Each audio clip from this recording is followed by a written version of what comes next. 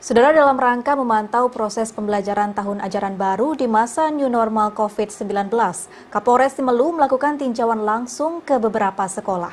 Dalam kesempatan tersebut, Kapolres Simelu mengingatkan seluruh siswa dan guru untuk tetap mengedepankan protokol kesehatan COVID-19 dalam berbagai kegiatan di sekolah. Kapolres Simelu bersama Forkopimda meninjau lokasi sekolah yang ada di wilayah Kota Sinabang, Pulau Simelu, diantaranya SD, SMP, dan juga SMA. Kapolres Simelu AKBP Agung Surya Prabowo SIK menyatakan pemantauan ke sejumlah sekolah tersebut untuk meninjau dan juga melihat langsung pelaksanaan proses belajar mengajar di sekolah yang ada di wilayahnya di masa new normal COVID-19, khususnya untuk penerapan protokol COVID-19 di sekolah. Selain melakukan tinjauan ke sekolah, Kapolres Simelu juga ingin memastikan sarana pendukung di sekolah serta mengingatkan para siswa untuk tetap memakai masker mulai berangkat dari rumah hingga pulang ke rumah untuk mencegah penyebaran COVID-19.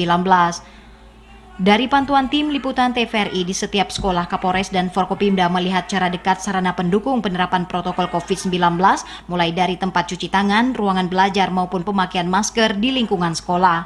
Kapolres Simelu berharap dalam kegiatan belajar mengajar tersebut harus mengikuti SOP protokol kesehatan, diantaranya menggunakan masker, wajib cek suhu tubuh, dan para guru pengajar menggunakan pelindung muka atau face shield, dan di dalam kelas wajib menjaga jarak. Dengan kembalinya aktivitas belajar mengajar di Pulau Simelu tersebut, anak-anak terlihat sangat gembira dan juga sangat bersemangat mengikuti kegiatan belajar mengajar. Kapolres dalam kunjungan tersebut juga menghimbau kepada kepala sekolah dan juga dewan guru untuk benar-benar menerapkan protokol kesehatan dan siswa-siswi wajib menerapkan protokol kesehatan tersebut. Harapannya penerapan pencegahan tersebut guna memutuskan mata rantai penyebaran COVID-19 dapat dilakukan dengan optimal. Tim Liputan TVRI Aceh melaporkan.